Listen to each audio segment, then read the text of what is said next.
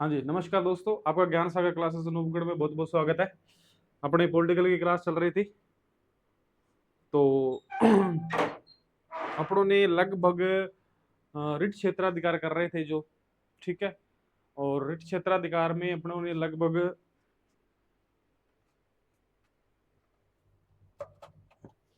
हाँ जी, रिट क्षेत्राधिकार में जो बंदी प्रत्यक्षीकरण था, एक एक अपनों ने कर लिया था। कौन सा? बंदी प्रत्यक्षीकरण। जो 5 प्रकार की रिट जारी की जाती है उसमें अपनों ने किया था बंदी प्रत्यक्षीकरण, ठीक है भाई। बंदी प्रत्यक्षीकरण अपनों ने पूरा कर लिया था, ठीक है। इसके बाद में अपने जो सेकंड करते हैं वो करते हैं परमादेश। क्या करते हैं भी? परमादेश। तो उम्मीद करता हूं कि जहां तक हो सके जो आपको पहला जो मैंने समझाया था वो समझ आ गया होगा, बंदी प्रत्यक्षीकरण। दूसरा अपने बात करते हैं परमादेश। देखो, परमादेश का मतलब क्या होता है तो याद रखे थोड़ा सा। तो परमादेश का मतलब होता है आदेश देना। क्या होता है भी? आदेश देना। अब देखो, आदेश देने का मतलब क्या है? कोई भी प्राधिकारी है, कोई भी क्या है, प्राधिकारी है जो अपने कर्तव्यों का निर्वहन नहीं कर रहा है। क्या नहीं कर रहा है? कर्तव्यों का निर्वहन नहीं कर रहा है, तो उसे अपने उसके कर्तव्य निर्वहन करने के लिए रिट जारी की जा सकती है। क्या की जा सकती है? अभी रिट जारी की जा सकती है, तो उसे क्या कहते हैं? परमादेश कह सकते हैं। तो लिख सकते हैं आप कोई अधिकारी लिख लो या प्राधिकारी लिख लो। अधिकारी अपने कर्तव्यों का पालन न करे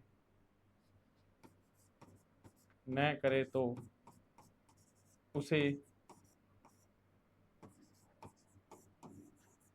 कर्तव्य पालन करने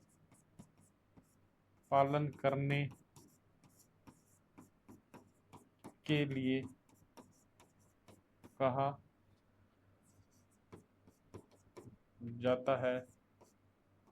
कहा जाता है, तब यह रिट जारी की जाती है। ठीक है भाई, कोई दिक्कत है यहाँ तक? तो जब कोई अधिकारी अपने कर्तव्यों का पालन न करे तो उसे कर्तव्य पालन करने के लिए कहा जाता है, तब यह रिट क्या की जाती है भी? जारी की जाती है। इसका अर्थ क्या है? हम आदेश देते हैं। क्या है? या आदेश देना, या हम आदेश देते हैं। तो थोड़ा सा ध्यान रखें इसे। जहां तक मेरे को लगा आपको समझ आ गया होगा, एक बार सेशन को शेयर कर दिया जाए। जो नए जुड़े हैं वो चैनल को सब्सक्राइब जरूर करें, लाइक कमेंट जरूर करें, और जितना हो सके क्लास को आगे शेयर किया जाए। हाँ जी, एक बार इसका क्या लिया जाए? स्क्रीनशॉट लिया जाए।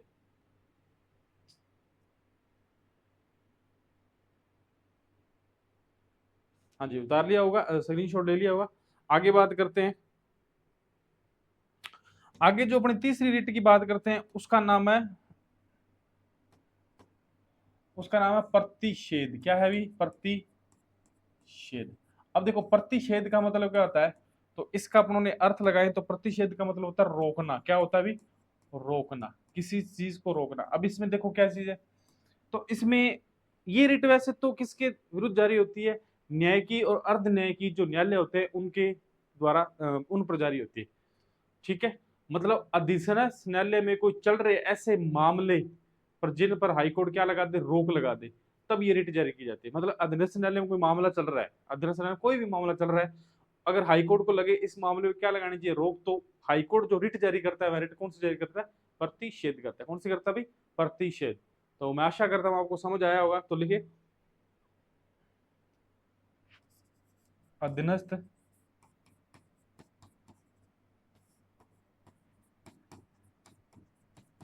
न्यायालय में चल रहे मामले पर रोक लगाना। तो कौन सी रिट जारी की जाती है? तो प्रतिषेध रिट जारी की जाती है। तो ये याद रखें, यह रिट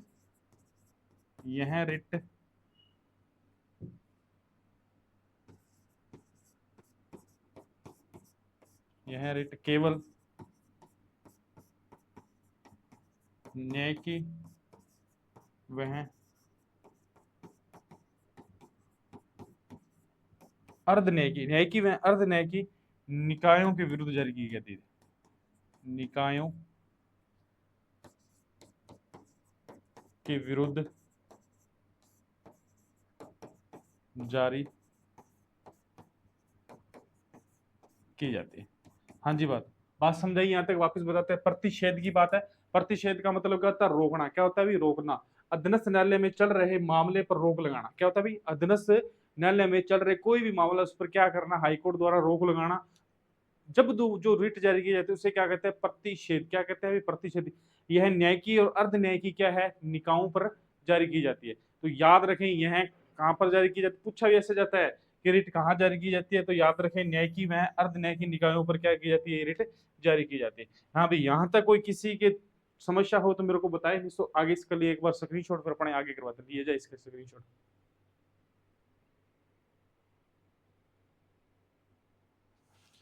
हाँ जी, उतार लिया होगा आपने। हाँ जी, अब देखिए आगे आगे जो चौथे प्रकार की रिट जारी की जाती है वो कौन सी होती है? तो वो होती है उत्प्रेषण। कौन सी होती है भी? उत्प्रेषण। रिट का नाम देखिए, उत्प्रेषण। उत्प्रेषण। उत्प्रेषण का अर्थ की बात की जाए तो अर्थ इसका होता है सूचना प्रेषण, सूचनार्थन प्रेषण। क्या होता है भी? सूचनार्थन प्रेषण कह दो, या फिर आप इसे कह दो प्रमाणित करना। क्या कह दो भी? प्रमाणित करना। अब इसका देखो मतलब क्या होता है? इसका मतलब ये होता है कि जब कोई अधीनस्थ न्यायालय, क्या है अभी? अधीनस्थ न्यायालय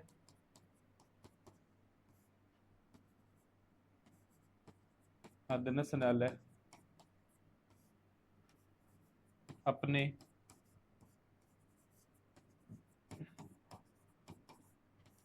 अधिकार क्षेत्र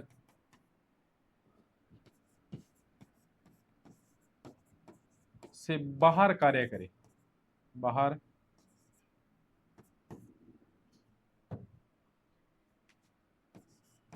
बाहर कार्य करे, तब जो रिट जारी की जाती है, तब उत्प्रेषण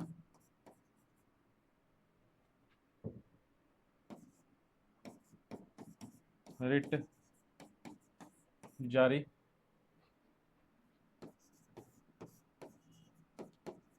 की जाती है। ठीक है भाई, कोई यहां तक किसी को डाउट तो मेरे को बताए। अधीनस्थ न्यायालय अपने अधिकार से क्या करे? बाहर कार्य करे, तो तब उस पर जो रिट जारी की जाती है वो की जाती है उत्प्रेषण। अधिकार से तो अधीनस्थ न्यायालय का, जैसे मान के चलते हैं अपने अधीनस्थ न्यायालय का जो विस्तार क्षेत्र है वो माइनस मान के चलो अनूपगढ़ तक है। कितना है? अनूपगढ़ तक है। अनूपगढ़ के अंदर जो भी मामले हैं फौजदारी दीवानी वो उनको देखेगा। अनूपगढ़ से बाहर मान के चलो रावड़ा तक वह नहीं जा सकता। कहाँ नहीं जा सकता भी? रावड़ा तक। रावड़ा के अधिकार क्षेत्र वो किसी और न्यायालय में। एक उदाहरण के तौर पर मैं आपको बता रहा हूँ। क्या बता रहा हूँ? उदाहरण के तौर पर। ठीक है, तो इसे ध्यान रखें। तो ये क्या होता है? अधिकार क्षेत्र, और अधिकार क्षेत्र जब बाहर कार्य करे तब कौन सी रिट जारी की जाती है? उत्प्रेषण की जाती है। कैसे की जाती है? उत्प्रेषण का मतलब होता है प्रमाणित करता है या सूचनार्थ प्रेषण करना। ठीक है भाई, यहां तक किसी को जब समस्या हो तो मेरे को बताएं। और ये रिट किस पर जारी की जाती है? तो ये रिट जारी की जाती है न्याय की वह अर्ध न्याय की प्राधिकारी या न्यायालय के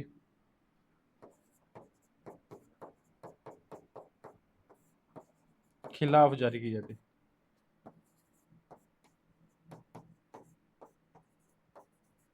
ठीक है भाई, तो ध्यान रखें इसका। बात समझाएगी, न्याय की अर्ध न्याय की प्राधिकारी न्यायालय के खिलाफ जारी की जा सकती है। ठीक है, तो सूचनात्मक अपराध अधीनस्थ न्यायालय में अपने अधिकार से बाहर कार्य करे तब उत्प्रेषण रिट जारी की जाती है। ठीक है भाई, तो उतारें इसे एक बार।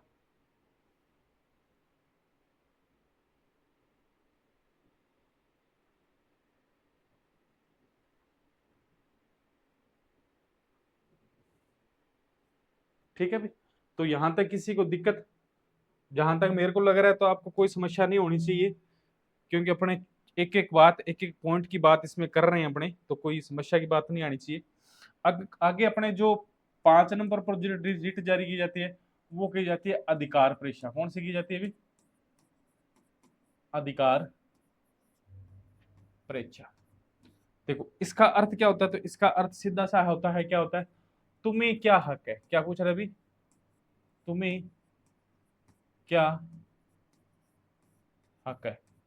कहने का भावार्थ ये है कि तुम्हें क्या हक है या तुम्हें क्या अधिकार है, कुछ भी आप जो लगा सकते हो जो इसका अर्थ भी, तुम्हें क्या अधिकार है, तुम्हें क्या हक है, ठीक है। तो उसके बारे में तो अपने बात करते हैं अधिकार परीक्षा की। अधिकार परीक्षा में क्या होता है, अधिकार परीक्षा में भी सीधी सी बात है, कोई व्यक्ति है या कोई पदाधिकारी है, कोई ऐसे पद पर कार्य कर रहा है जिस पद की वह योग्यता ही ना रखता हो, क्या ना रखता हो, योग्यता, तो उसके खिलाफ ये है क्या की जा सकती है, रिट जारी की जा सकती है, ठीक है। तो वो कौन से होते हैं, अधिकार परीक्षा। तो याद रखें, कोई प्राधिकारी या पदाधिकारी, कोई पदाधिकारी ऐसे पद पर कार्य कर रहा है जिसकी वह योग्यता नहीं रखता, क्या नहीं रखता भी, योग्यता नहीं रखता, तब अधिकार परीक्षा रिट जारी की जाती है। कौन सी की जाती है, अधिकार परीक्षा रिट जारी की जाती है। तो थोड़ा सा इतना ध्यान रखें। तो ये आपकी पांचवी जो नंबर की है वो होगी अधिकार परीक्षा। क्या तुम्हें क्या हक है या तुम्हें क्या अधिकार है। कोई प्राधिकारी, कोई भी प्राधिकारी है जो अपने पद पर कार्य कर रहा है पर वह उस पद की क्या नहीं रखता, योग्यता ना रखता हो, तब ये रिट जारी की जाती है, जिसे क्या कहते हैं, अधिकार परीक्षा। तो आपको 5 प्रकार की रिट करवाएगी, बंदी प्रत्यक्षीकरण, सहशरीर पेश होना, परमादेश आदेश देना, प्रतिषेध रोकना, उत्प्रेषण प्रमाणित करना या सूचनात्मक प्रेषण करना। उसके बाद अधिकार परीक्षा, तुम्हें क्या हक है या तुम्हें क्या अधिकार है जिस इस पद पर आप बैठे हो, ठीक है भाई। तो यहां तक कोई दिक्कत नहीं आनी चाहिए। आगे देखो एक अधिकार क्षेत्र और आता है जो हाईकोर्ट का आता है, याद रखें, न्याय की पुनरावलोकन। क्या होता है भाई, न्याय की पुनर्वा सॉरी पुनर्वालोकन, पुनर्वलोकन। देखो न्याय की पुनर्वलोकन, तो बस इतना याद रखना किस आर्टिकल में है, तो आप याद रखें अनुच्छेद 13 वह अनुच्छेद 226 में जो बातें कही गई है वो किसके आधार पर है, न्याय की पुनर्वलोकन पे आधार पर है। क्या है भी, न्याय की पुनर्वलोकन। देखिए विधानमंडल की ऐसी कोई विधि जिसमें संविधान का क्या उल्लंघन हो तो उसकी समीक्षा करना क्या कहलाता है, न्याय की पुनर्वलोकन कहलाता है। तो बस इतना याद रखें। तो यहाँ तक किसी की समस्या हो तो मेरे को बताया जाए और एक बार इसका क्या लिया जाए, स्क्रीन शॉट लिया जाए, जितना जल्दी हो सके तो इसका क्या लिया जाए, स्क्रीन शॉट। तो फटाफट इसका स्क्रीन शॉट लें। हाँ जी, ले लिया होगा स्क्रीन शॉट। हाँ जी, आगे बात करते हैं अपनी। देखो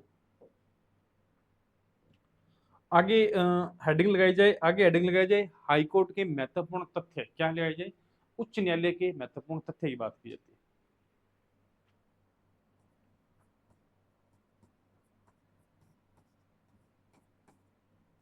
महत्वपूर्ण तथ्य क्या लिखना है अभी, एग्जाम पॉइंट।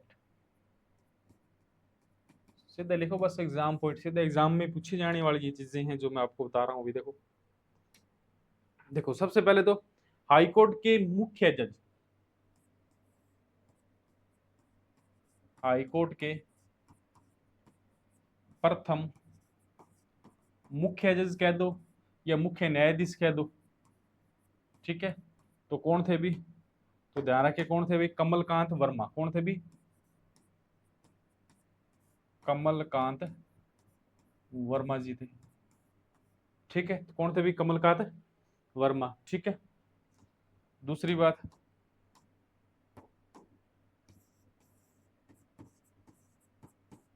सर्वाधिक कार्यकाल वाले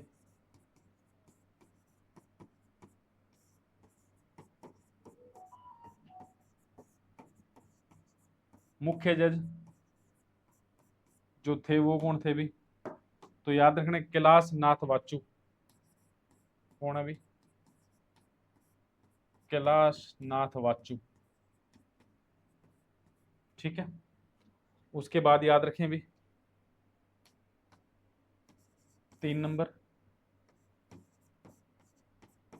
न्यूनतम कार्यकाल वाले मुख्य जज जो है वो कौन है अभी? वो है शरत चंद, सॉरी, न्यूनतम है सतीश कुमार मित्तल। कौन है अभी? सतीश कुमार मित्तल। कौन अभी? सतीश कुमार मित्तल। ठीक है, 4 नंबर पर याद रखें। ऐसे जज जो कौन रहे हैं? आरपीएससी के अध्यक्ष रहे हैं। ऐसे जज जो क्या है, आरपीएससी के अध्यक्ष रहे हैं, वो कौन है? तो वो कौन है? शरत चंद घोष। कौन है भी? शरत चंद घोष। ठीक है भी, तो इतना एक बार पढ़ा जाए। पहले हाईकोर्ट के प्रथम मुख्य जज कौन है? तो कमलकांत वर्मा। सर्वाधिक कार्यकाल वाले मुख्य जज कौन है? कैलाशनाथ वाचू। न्यूनतम कार्यकाल वाले मुख्य जज कौन है? सतीश कुमार मित्तल। देखो, सतीश कुमार मित्तल ने लगभग 41 दिन, कितने दिन भी? 41 दिन का कार्यकाल था। कितने दिन का कार्यकाल था? 41 दिन। और एक व्यक्ति और थे जिसका कार्यकाल 42 दिन का था। तो याद रखना, सॉरी मैं लिख देता हूं, संभाजी संभाजी शिवाजी शिंदे। क्या नाम था? संभाजी शिवाजी शिंदे एक मुख्य न्यायाधीश है जिनका कार्यकाल कितने साल था? सॉरी, कितने दिन था? 42 दिन। कितने दिन था अभी? 42 दिन का कार्यकाल। कितने दिन का कार्यकाल? 42 दिन का कार्यकाल। तो याद रखें, न्यूनतम कार्यकाल किसका था? सतीश कुमार मित्तल। कितने? 41 दिन। और यहाँ पर संभाजी शिवाजी शिंदे का कार्यकाल कितना रहा है? 42 दिन। कितने रहा है अभी? 42 दिन। तो इसको याद रखें, ये है 42 दिन का, वो कितना? 41 दिन का। आरपीसी के जो ऐसे अध्यक्ष रहे हैं, जो क्या है, शरतचंद घोष क्या रहे हैं? मुख्य न्यायाधीश भी रहे हैं हाईकोर्ट के। न्यूनतम कार्यकाल वाले मुख्य जज कौन रहे? सतीश कुमार मित्तल। सर्वाधिक कार्यकाल वाले मुख्य जज कौन रहे? कैलाशनाथ वाचू। हाईकोर्ट के प्रथम मुख्य जज कौन रहे? कमलकांत वर्मा जी। ठीक है भी, तो यहां तक कोई दिक्कत, किसी को समस्या, तो एक बार इसका लिया जाए स्क्रीनशॉट, फिर अपने आगे बात करते हैं। लिया जाए इसका स्क्रीनशॉट।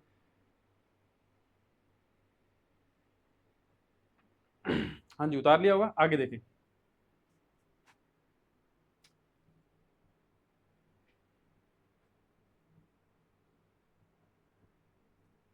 हाँ, आगे जो बात करते हैं वो बात क्या करते हैं? आगे देखो, प्रथम महिला मुख्य न्यायाधीश। याद रखें, प्रथम महिला मुख्य जज, तो वो कौन है? तो याद रखें, कांता भंडारी, कांता कुमारी भटनागर। कांता कुमारी भटनागर। कांता कुमारी भटनागर। ठीक है, और ये ऐसी महिला है जो राज्य मानवाधिकार, क्या है भी? राज्य मानवाधिकार की क्या रही है?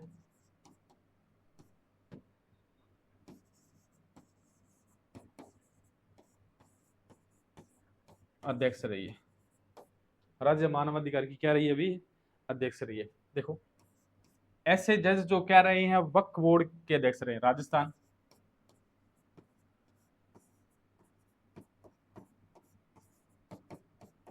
वक्फ बोर्ड के अध्यक्ष। आपको पता होना चाहिए, ये वक्फ बोर्ड का जो संशोधन अधिनियम है, जो वर्तमान में हुआ है, चल रहा है इसका मामला, तो ये भी चल रहा है मोदी साहब के कार्यकाल में। तो इसके जो अध्यक्ष रहे हैं, जो क्या रहे हैं बाद में मुख्य न्यायाधीश, तो याद रखें, फारूक फारूक हसन। क्या नाम है भी? फारूक हसन, जो राजस्थान वक्फ बोर्ड के अध्यक्ष रहे हैं और क्या रहे हैं? हाईकोर्ट के मुख्य जज भी रहे हैं। ठीक है भाई, इसके बाद देखो, ऐसे जज जिन्होंने क्या दे दिया था? त्याग पत्र दे दिया था। त्याग पत्र वाले जज वो कौन है? एस के गर्ग। कौन है भी? एस के गर्ग। इसके बाद देखो, इसके बाद गर्ग के बाद में याद रखने, ऐसे जो जज जो कह रहे हैं जिनकी पद पर रहते मृत्यु हो गई थी, मृत्यु की बात करें, तो याद रखिए, राजेंद्र प्रसाद व्यास। राजेंद्र प्रसाद व्यास। ठीक है भाई, तो राजेंद्र प्रसाद की मृत्यु हो गई थी। त्यागपत्र एस के गर्ग ने, राजस्थान वक्फ बोर्ड के अध्यक्ष रहे जो फारूक हसन है, जो हाईकोर्ट के मुख्य प्रथम महिला जज जो कांता भंडारी राजस्थान मानव अधिकार के अध्यक्ष रही। इसे क्या लीजिए एक बार स्क्रीनशॉट।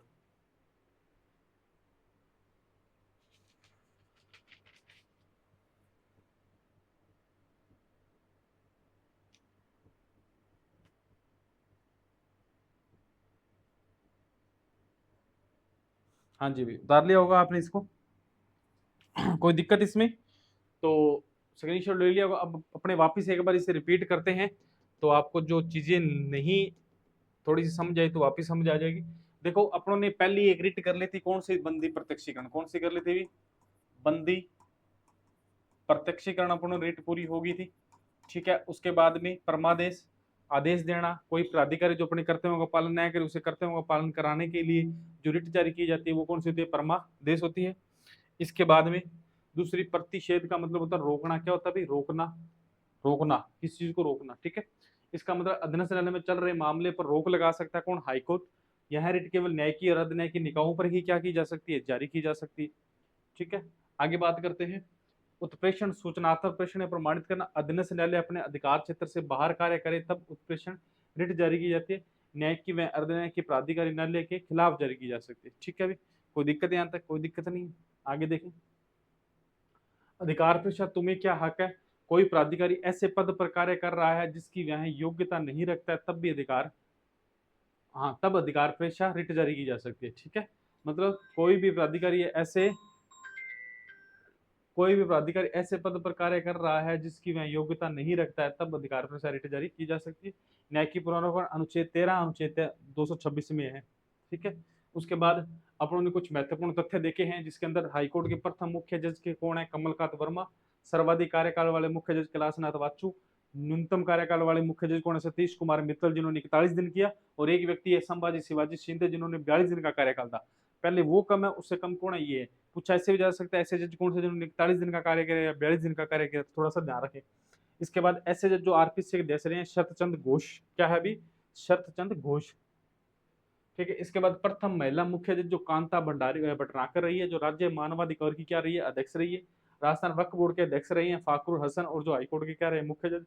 त्यागपत्र एक व्यक्ति एस के गर्ग ने मृत्यु हुई है पद पर राजेंद्र प्रसाद व्यास की। तो यहाँ तक मेरे को लगता है, उम्मीद है कि आप सभी को हाईकोर्ट की प्रक्रिया आपको सभी को समझ आई होगी। पहले उन्होंने अपने आर्टिकलों की बात की, आर्टिकल के बाद में उन्होंने अधिकार क्षेत्र पढ़े, अधिकार क्षेत्र के बाद महत्वपूर्ण तथ्य पढ़े। तो ये आपके हाईकोर्ट पूरा टॉपिक का होता है, कंप्लीट होता है। और मैं उम्मीद करता हूँ यहीं से अपने लगभग एग्जाम के क्वेश्चन, उम्मीद कर रहे हैं कि क्वेश्चन लगभग इसी नोट से आपको मिल जाए। और आगे अपने जो आगे बात करते हैं, जो आगे जो मेन मकसद की बात करते हैं या मेन जो टॉपिक, अब एक और जो अधीनस्थ न्यायालय, उच्च न्यायालय के बाद एक अधीनस्थ न्यायालय आता है, उसकी बात करते हैं। किसकी बात करते हैं? अधीनस्थ न्यायालय। तो अपना एक नया टॉपिक स्टार्ट हो रहा है अभी। सभी कहते हैं ना, दिल थाम के बैठो। अधीनस्थ न्यायालय। देखो हाईकोर्ट तो सभी जगह पढ़ाया जाता है, थोड़ा सा अधीनस्थ न्यायालय आपने देखना है। अधीनस्थ न्यायालय क्या कह रहे हैं जी? अधीनस्थ न्यायालय तो देखें,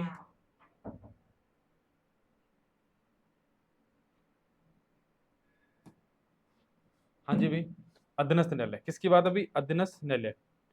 तो अपने देखो अधीनस्थ न्यायालय, पहली बात तो किस भाग में आते हैं, कहां से कहां तक आते हैं आर्टिकल। देखो अपने भाग कर लें बात नंबर भाग की, तो भाग नंबर 6 में है। किसमें भी? भाग नंबर 6 में है। उसके बाद अनुच्छेद की बात करें तो अनुच्छेद आपको पता होना चाहिए 233 से 237 तक। कहां से कहां तक भी? 233 से 237 तक। आज अपने ये टॉपिक पूरा कर देंगे, बस थोड़ी छोटा सा टॉपिक है, कोई ज्यादा बड़ा टॉपिक नहीं है। ठीक है, तो भाग नंबर 6 में 233 से 237। ठीक है, देखो अधीनस्थ न्यायालय को क्या कह सकते हैं? जिला न्यायालय या सत्र न्यायालय भी कह सकते हैं। क्या कह सकते हैं अभी? जिला न्यायालय या फिर सत्र न्यायालय भी कह सकते हैं। ठीक है, तो देखो अपने राजस्थान में जो जिला न्यायालय है, राजस्थान में जो जिला न्यायालय है, कितने अभी जिला न्यायालय? तो याद रखें 35 है। कितने अभी? 35 है। ठीक है, अब देखें कैसे। अब दो पीठ लगती है एक तो लगती है जोधपुर और एक लगती है जयपुर खंडपीठ लगती है। कहाँ लगती है? जयपुर खंडपीठ लगती है। जोधपुर के नीचे कितने जिला न्यायालय आते हैं और जयपुर के नीचे कितने जिला न्यायालय आते हैं? जो जोधपुर के आते हैं वो आते हैं 19 और जो जयपुर के जिला न्यायालय आते हैं वो आते हैं 16। तो टोटल कितनी हो गई भी? 26 हो गई टोटल। तो याद रखें जोधपुर जो पीठ है उसमें 19 जिला न्यायालय नीचे आते हैं और जयपुर के कितने आते हैं? 26 आते हैं। तो थोड़ा सा ध्यान रखें इसे। ठीक है, अपने 25 जिला न्यायालय है। उसके बाद अपने एक एक आर्टिकल की बात करेंगे। इसमें आर्टिकल ही है, ज्यादा कुछ लफड़ा नहीं है, बस योग्यता योग्यता वगैरह कार्यकाल वगैरह यही चीजें हैं। ठीक है, तो यहाँ तक किसी को समझ आए, समझ आ गई होगी सभी को, कोई दिक्कत नहीं होगी। भाग नंबर 6 आर्टिकल 233 से 237। राजस्थान में जिला न्यायालय कितनी संख्या है? 55 और 55 में से जोधपुर 19, जयपुर कितनी है? 16। तो यहाँ तक कोई समस्या नहीं है। आगे अपने बात करते हैं नेक्स्ट। इसका एक बार क्या ले लिया जाए? स्क्रीनशॉट ले लिया जाए। क्या ले लिया जाए भाई? स्क्रीनशॉट ले लिया होगा स्क्रीनशॉट। आगे अपने बात करते हैं। देखो आगे अपने बात करते हैं 233 अनुच्छेद 233 एक की। किसकी बात करते हैं अभी? 223 एक की। किसकी बात करते हैं? 223 एक की बात करते हैं। देखो इसमें बात किसकी हो रही है? इसमें बात हो रही है जिला न्यायाधीशों की नियुक्ति की। किसकी बात हो रही है अभी? जिला न्यायाधीशों की नियुक्ति। देखो जिला न्यायाधीशों की नियुक्ति कौन करता है, या पद स्थापन या पदोन्नति जो भी करते हैं वो कौन करता है? राज्यपाल द्वारा। तो याद रखें जिला न्यायाधीश की नियुक्ति कह दो, जो पद स्थापन है वो कह दो या पदोन्नति कह दो, कौन करता है? तो याद रखें राज्यपाल द्वारा। कौन होता है अभी? राज्यपाल द्वारा की जाती है। राज्यपाल द्वारा। और किसके परामर्श पर की जाती है? तो याद रखें हाईकोर्ट के मुख्य जज। किसके द्वारा भी? हाईकोर्ट के मुख्य जज द्वारा की जाती है। ठीक है भाई, तो याद रखें इस बात को, हाईकोर्ट के मुख्य जज द्वारा। तो यहां तक कोई दिक्कत, किसी को समस्या? पहला बात आ गया अपने आर्टिकल 223 के अंदर पहली फर्स्ट 223 एक के अंदर क्या बात है? 223 मैं थोड़ा सा डाउट है यहाँ पर। हाँ 233 है अभी, 223 क्या? 233 सॉरी, यहाँ पर 223 नहीं है, थोड़ा सा मिस्टेक होगी है बोलने में। 233 क्या है अभी? 233 है। मैं 223 करवा रहा हूँ, मैं बहुत पीछे चला गया हूँ। ठीक है, तो कई बार क्या होती है बोलने में मिस्टेक हो जाती है, कोई बड़ी बात नहीं है। 233 एक जो जिला न्यायाधीशों की नियुक्ति किसके द्वारा? राज्यपाल द्वारा, हाईकोर्ट के मुख्य जज द्वारा। ये किसकी बात है? 223 एक की बात है। किसकी? अभी 223 एक की बात है। अब देखो इसी के अंदर 200 दूसरी बात किसकी बात करते हैं? योग्यता। किसकी बात करते हैं? योग्यता। देखो योग्यता क्या हो, या तो उस व्यक्ति की हाईकोर्ट द्वारा क्या की जाए? सिफारिश। हाईकोर्ट द्वारा सिफारिश क्या की जाए? हाईकोर्ट द्वारा सिफारिश। या कम से कम 7 वर्ष तक, कितना भी? कम से कम 7 वर्ष तक क्या हो? वकील रहा हो या अनुभव रहा हो। ठीक है भाई, तो ये क्या होती है? इसकी योग्यता की बात है।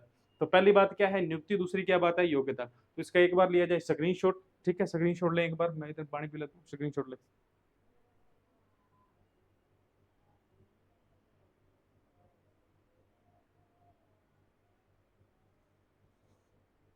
ठीक है भाई, ले लिया होगा। आगे देखते हैं। जहां तक इसकी कोई समस्या, आर्टिकल 233 एक क्या कहता है? जिला न्यायाधीशों की नियुक्ति कौन करेगा? राज्यपाल। किसके परामर्श पर? हाईकोर्ट के मुख्य जज के परामर्श पर। दूसरी बात, 2 नंबर किसकी बात करता है? योग्यता। हाईकोर्ट के द्वारा, सॉरी, हाईकोर्ट के द्वारा सिफारिश की जाए मुख्य जज के द्वारा, और किस कम से कम 7 वर्ष तक क्या रहा हो? वकील रहा हो। इसके बाद देखो आगे बात करते हैं 200 आर्टिकल 234 की। किसकी बात करते हैं अभी? आर्टिकल 234। देखो आर्टिकल 234 क्या कहता है? आर्टिकल 34 234 क्या कहता है? आर्टिकल 234 कहता है जिला न्यायाधीशों के अलावा, किसके द्वारा भी? जिला न्यायाधीश के अलावा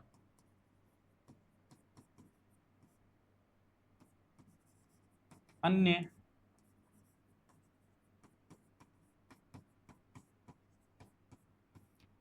अधिकारियों की नियुक्ति किसके द्वारा की जाएगी भी? राज्यपाल द्वारा। किसके द्वारा भी? राज्यपाल द्वारा। ठीक है, और राज्यपाल किसके परामर्श लेगा? तो याद रखें हाईकोर्ट की मुख्य जज से प्लस किससे लेगा, राज्य लोक सेवा आयोग से। किससे लेगा भी, राज्य लोक सेवा आयोग से क्या लेगा, मैं परामर्श लेगा। तो थोड़ा सा ध्यान रखें इसको, राज्य लोक सेवा आयोग, ठीक है। तो मैं वापस बता रहा हूँ, जिला न्यायाधीश के अलावा अन्य अधिकारियों की नियुक्ति राज्यपाल द्वारा या हाईकोर्ट, राज्यपाल द्वारा की जाती है। और किससे परामर्श लेगा, हाईकोर्ट के मुख्य जज या राज्य लोक सेवा आयोग से। तो यहां तक किसी को कोई समस्या नहीं होनी चाहिए अपने, ठीक है। तो एक बार इसका लिया जाए स्क्रीनशॉट, अपने आगे करते हैं।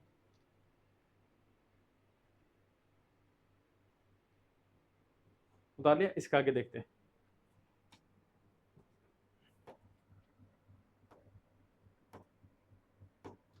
आर्टिकल 235, आर्टिकल किसकी बात करते हैं, 235। देखो एक एक आर्टिकल की बात कर रहे हैं, कोई दिक्कत नहीं है आपको आनी चाहिए। और एक एक आर्टिकल अपनों ने बात कर रहे हैं। जिला जिला न्यायालय वह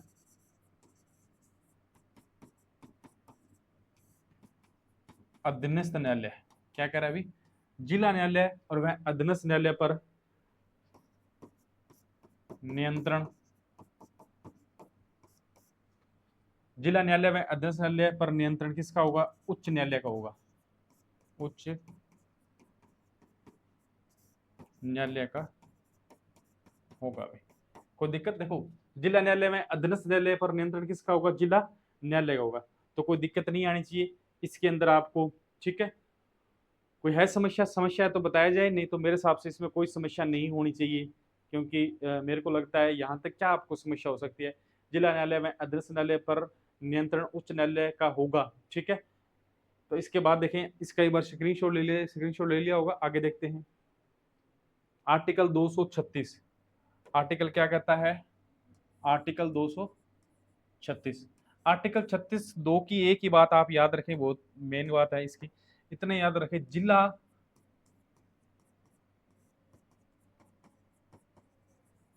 न्यायाधीश की व्याख्या।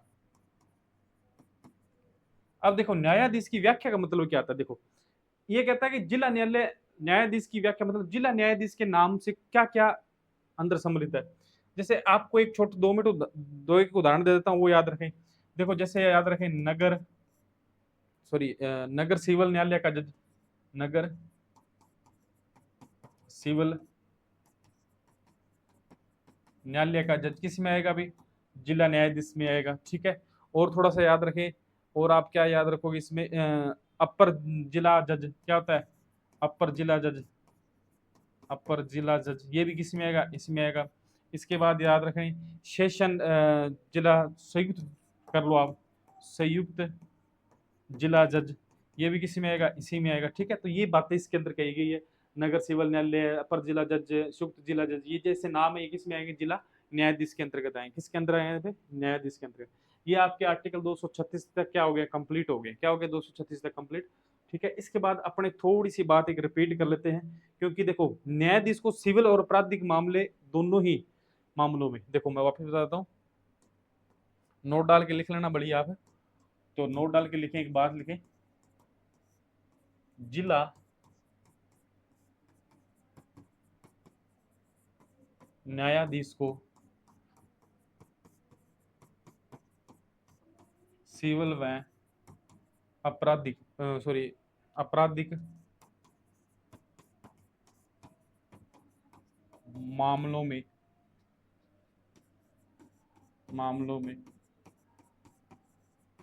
प्रारंभिक व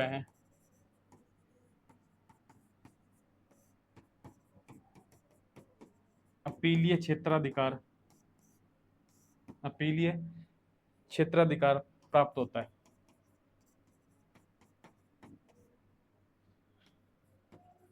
क्या होता है अपीलीय क्षेत्राधिकार का मतलब क्या होता है, अपील करना प्रारंभिक क्षेत्राधिकार वसीयत होगी, जैसे ये मामले होते हैं वो किस में आते हैं, प्रारंभिक क्षेत्राधिकार में, जो अपने हाई कोर्ट में पढ़े थे आपको पता हो, तो वही मामले इसमें आते हैं, ठीक है। तो देखो इसमें दो चीजें थोड़ा सा ध्यान रखने वाली योग्य है। जब जिला न्यायाधीश जब जिला न्यायाधीश दीवानी मामले की सुनवाई करता है, क्या करता है अभी, दीवानी मामले की सुनवाई करता है, तब वह क्या कहलाता है, पहली बात तो ये। दूसरी बात, जब वह फौजदारी मामले, कौन से मामले भी, फौजदारी मामले, फौजदारी मामले, तब वह क्या कहलाता है? तो दोनों बातें याद रखें। देखो, जब मैं दीवानी मामले की सुनवाई कर रहा हूं तब क्या कहलाता है? जिला न्यायाधीश। क्या कहलाता है अभी? जिला न्यायाधीश कहलाता है।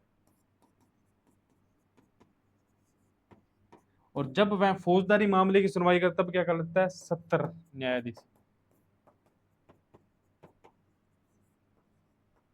क्या कहलाता है अभी? सत्र न्यायाधीश।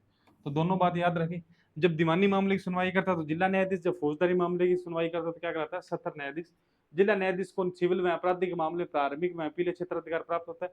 दीवानी मामले की सुनवाई में जिला न्यायाधीश, फौजदारी मामले में सत्र न्यायाधीश कहलाता है। यहाँ तक इसका लिया जाए एक बार स्क्रीनशॉट, फिर अपने आगे करते हैं।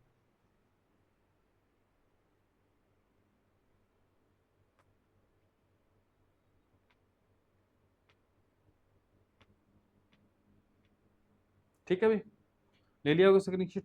अपना एक लास्ट बिंदु रह गया है, जो क्या रह गया है अभी अपना? वो रह गया अपना एक आर्टिकल रह गया, कौन सा? उस आर्टिकल की बात करते हैं जिस आर्टिकल का नाम है 237। क्या नाम है अभी? 237।